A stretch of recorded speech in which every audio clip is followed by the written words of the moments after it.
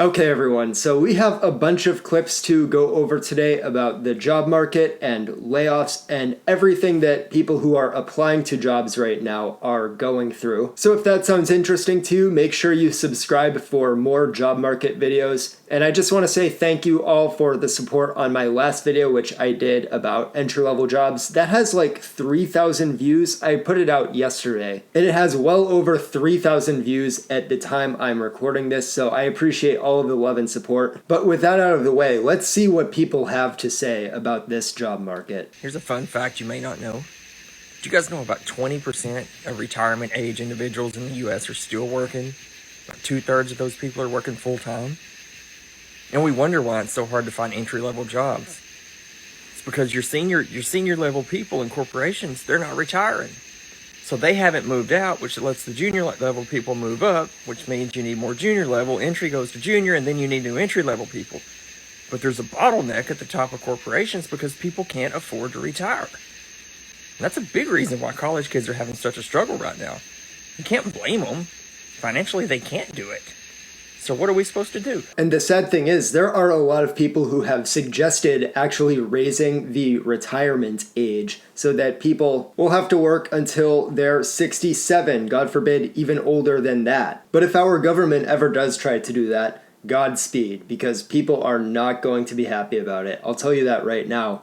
But that does have a real impact on the entry-level job market, because even if these older individuals are in higher level roles, it means the people below them can't move up, and the people in the entry level roles can't move up either into those more mid-level roles. So it does create a bottleneck. The top comment on this TikTok says, people can't afford to retire and it's affecting the market for entry level jobs. This is really interesting, and it shows how something like the cost of living, which you don't really associate with the job market, also has an effect on it. And what's really sad is that a lot of the entry-level jobs that are out there don't even pay a living wage anymore. So a lot of people are just working to pay their bills, essentially, and they're living paycheck to paycheck. They're not saving anything for retirement. And even the people who are making a decent amount of money, a lot of them are blowing their money away. They're going into debt, buying cars that they can't afford, things like that. So I honestly think this problem is only going to continue getting worse until we start teaching people financial literacy and maybe make it a little bit harder, just a little harder for kids to get saddled with student loan debt, or at least start teaching them the consequences of what's going to happen if they do take that money out. Because at this rate, unless the cost of living gets under control, we're going to start seeing more people work well into their 60s, maybe even their 70s. Is this not crazy? LinkedIn is now processing 11,000 job applications per minute. It might be time to hold the family close because we are a day away from trading rocks. And as an adult, I feel scammed because I didn't sign up for this shit. Okay, so I looked this up just to be sure, and yeah, it's true. LinkedIn is processing 11,000 job applications per minute. And I think a big part of the reason for that, it's not even that there are more people who are unemployed. Well, I guess they are, but that's not the big reason. The big reason is because the people who are looking for jobs, they're having to mass apply. How many clips have we seen on this channel of people who have submitted hundreds, if not thousands, of job applications? And this is why I don't advocate for mass applying. I'm not saying that it's not going to work, but you're going to spend a lot of time doing it, and you're not going to get a very good return on investment on the time you spent doing it, because you're going to submit 300 applications, and then if you're lucky, maybe you'll get like 5 interviews out of it. Because the reality is there's just too many factors working against you. There's ghost jobs, there's recruiters having to interview multiple candidates to meet a quota or something like that, which we'll talk about later in this video. And the reality is sometimes there's just a candidate out there who's just better than you. And usually that is the case. The majority of these job postings on LinkedIn, the majority of them have over 100 applicants. So the odds of you actually being the best person out of all 100 of those people, if not more than 100, it's very low. And a lot of the times they might know someone they have in mind to hire for the position, but they have to post it externally anyway because there's an administrative process they have to follow. Other times it's something as simple as they know the owner's nephew or something like that, and they know they want to hire him. So I'm not going to say that mass applying for jobs doesn't work, but if you're going to do it, Godspeed. I got laid off in December after working somewhere for about 2 years, and one thing that nobody talks about is how applying for jobs is a full-time job. I hear all the time how somebody is like, why don't you just get a part-time job while you're working places? First of all, I've applied to part-time jobs several places, and none of them are hiring me because they look at me and they're like, oh, you have a full degree. We're not hiring you. Like, you're clearly overqualified and you're only using us to go work somewhere else. You know what I mean? Like, nobody's gonna hire you knowing that you're going to leave, obviously. But looping back to my original point, applying for jobs... you guys would be surprised how difficult it is for people to find fast food jobs nowadays. Like those kind of super entry level or kind of stopgap jobs that you get while you're looking for something else. It's at the point now where even those places want experience. So it really isn't as easy as people or even I have made it out to be in the past. I spend literally 90% of the day filling out applications because truly, if you want an actual job from these applications, you can't just be sending a blanketed resume to everyone. You literally have to go in, you have to research and find out everything you can about this company. Then you have to go look at the job description and what they need from you. Then you have to go back to your resume and edit all the things in your resume to make sure that they match what's on here because, you know, they're using AI to filter through all these resumes, and there's a chance that you're not even going to get your resume seen unless it matches almost identically to the actual description. And that's something that only people who are looking for jobs right now understand. It's so easy to have a job and be telling people how to get a job. Whole different story when you're actually on this side. Not to mention you factor in the guilt, the depression, the lack of motivation. Not only is it a full-time job, I would argue that in most cases it's actually a more difficult job because it's fully dependent on you. It's not dependent on your boss telling you what to do. It's not dependent on certain time frames. It's literally dependent on you being able to get up in the morning, having the discipline to do it, and make it through. And you know what? The worst part about this? You don't get paid. Spending all the time and effort that you would be using at a 9-to-5 to work all day and get absolutely no benefits. Applying for jobs is an unpaid full-time job.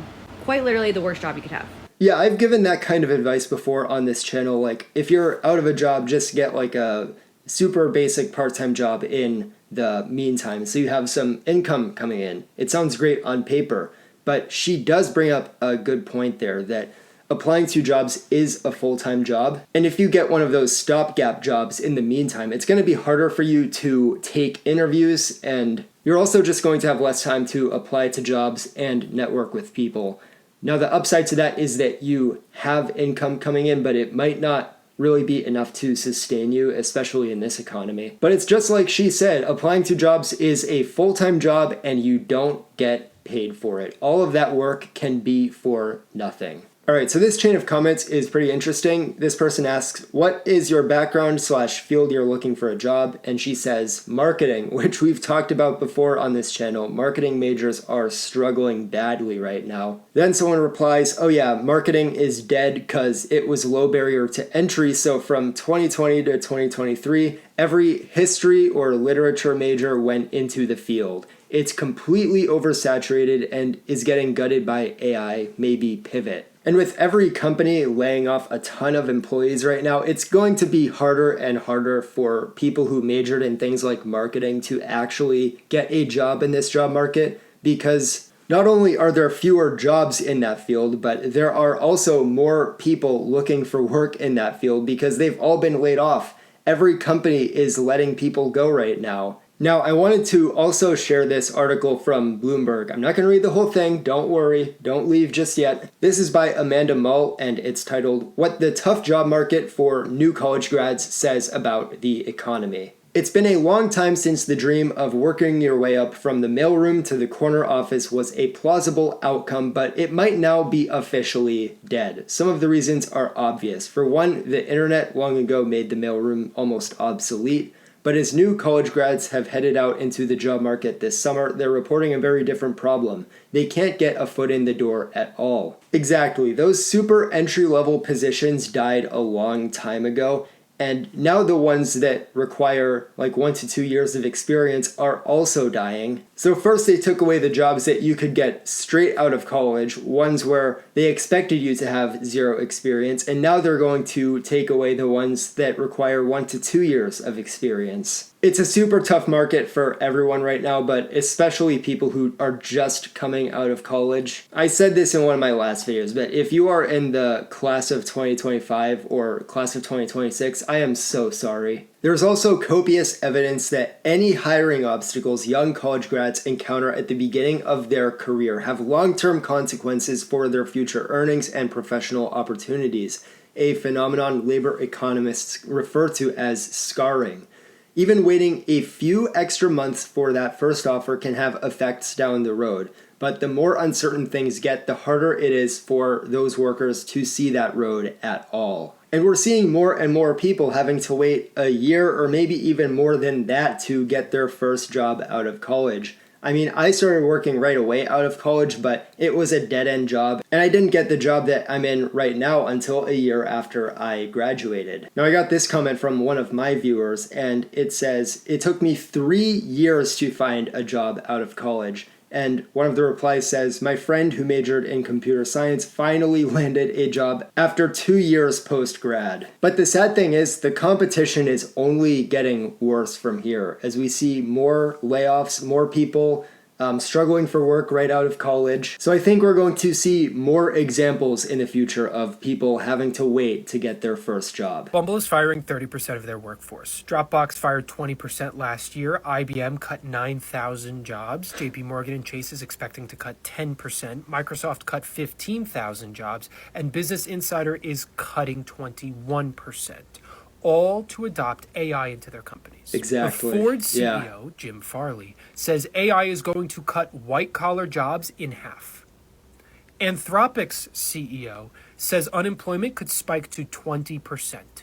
We are living in a time in the U.S. where the president wants everyone to work to earn things like healthcare, education, and food, while we are actively on the precipice of most people not having to work. Amazon just deployed their 1 millionth robot in a fulfillment center. Automation can be good, so long as we also include universal healthcare and universal basic income. Because otherwise, where is the money going? How do people buy things if robots do the jobs? As much as a billionaire's greed is insatiable, they quite literally cannot have it all. Because like Monopoly and the entire point of the game, when you own everything, you own nothing. The game is over. Nothing has value. This is a really interesting discussion, and this is exactly what I've been saying is going to happen in my last few videos, is that more people are going to start advocating for universal basic income because more and more people are going to be out of a job. Like the Anthropic CEO saying 20% of the workforce is going to be unemployed. But the sad thing is, even if the government wanted to give us UBI, they can't afford it. We're already at a deficit. We're well over $30 trillion in debt. So as it stands right now, we can't have UBI. The only way we could do it is either by raising taxes or cutting even more social programs than have already been cut. Now, as more people get laid off, there's going to be less people spending money in the economy, less people buying products from these companies, and that's going to lead to even more job losses. So it's a vicious cycle. But some of the most successful companies right now, some of the companies that have performed best in the stock market are companies that mostly sell products and services and software to other companies like Nvidia, Microsoft, companies like that. So I wonder if the future is just going to be companies selling products to each other and making money that way. Now, this first comment on the TikTok is insane. It says, "White collar recession goes wild. Knowledge-based jobs was a huge promise of stability. I've lost half my team and 3 managers in 2 months. We're told AI is strictly required. I'm literally training my replacement out of fear of losing my job." And then the creator replies, "I saw an article that Shopify recently started demanding managers prove the task/job can't be done by AI before asking to hire more workers." And this is true. That is a true story. These companies are hell-bent on using AI for as much as they can, all in the name of saving costs on labor. But I do wonder if this is going to have a detrimental effect in the long run, because again, if 20% of the workforce is unemployed, then again, that's less people spending money at these businesses, which is going to cause their revenue to fall, and it's going to lead to more job losses. I really think that the only option people are going to have is shift the types of work that they're doing. We're going to see more people have to pivot into service-based jobs or more blue-collar forms of work. I think AI and automation are both coming for those jobs too. It hasn't happened yet, and I don't think it's going to become widespread anytime soon, but I can absolutely see that happening as well. If you have gotten a job in this job market, can you please tell me what you did in the comments? Because I'm going insane. I just went through 2 months, 6 rounds of interviews with a company, made it to the very end. I was so sure I was gonna get it, and I just got rejected. Nothing else has panned out. I've interviewed with the company I used to work at, other companies, all types of roles. I have an engineering degree. I was working at a really good company before this, and now I'm hitting 9 months of unemployment, and I'm going insane. Yeah. I feel silly making a TikTok about this, but I don't know what else to do. I feel like I've tried everything. I was on LinkedIn messaging people. I've used my connections. I don't know what else to do. All right, so she has an engineering degree. She's in the Los Angeles area, so if any of you guys have any leads, you see her handle right there. You can reach out to her, I guess. But I've been there before. I've done the multiple rounds of interviews. I've done the 3 rounds of interviews, and it was a 3-month process, and I still got rejected. I've done 4 rounds of interviews before, and after that, I got ghosted, if you can believe it. And it's exhausting, especially when you've been looking for work for a long time like she has, like I was at the time, because you're putting in all of this effort for this process and you're not really getting any reward out of it. You don't get paid for your time. You don't get paid for all of the 4 rounds of interviews that you sat through. You don't get paid for the fact that it was a 2-month-long process. And I wonder if a lot of the reasoning for all this is kind of like that administrative bloat. You know, they have to go through a certain amount of interviews. They have to interview a certain number of candidates. I got a comment on my channel a long time ago from a recruiter, and he said that at his company, he literally has to interview a certain number of candidates. So even if there's someone that he really likes their background, he knows he wants to hire them, he has to interview an additional X number of candidates to meet the company policy. It wastes the candidate's time. It wastes his time because he could be doing something else more productive. And it wastes the company's time as well. So I wonder if the people who are kind of making these decisions for how the process is structured actually work in recruiting themselves, or if it comes from someone higher up who maybe doesn't really know what they're doing. But overall, it's kind of crazy to just look at how bad the job market has become for job seekers. I mean, I was kind of looking at 2025 as the year that it might improve a little bit because we had interest rates starting to come down. But what's actually happened is that it's just gotten a whole lot worse since last year. And it's from a variety of factors, like the macroeconomic situation. AI is a big part of it. And last year, it was already really bad. I mean, you can go back and watch my old videos. I don't recommend it because they're not very good. But I literally said that it was the worst job market for white-collar workers since the Great Recession. And somehow 2025 has managed to top that. So overall, I would say that if you are looking for a job in 2025, again, Godspeed. It is not going to be easy. Anyway, thank you guys so much for watching this video. I really appreciate you if you have managed to stick around to the end. If you like my content and you want to support the channel, consider becoming a member as well. I just launched memberships. It's obviously no pressure, but if you want to support the channel, the option is there. You get access to a members-only Discord server if you sign up for the Tier 2 membership. So once again, I appreciate all of the support. Subscribe if you enjoyed. And if we can prevent AI from taking our jobs in 2025, then financial freedom will prevail. See ya.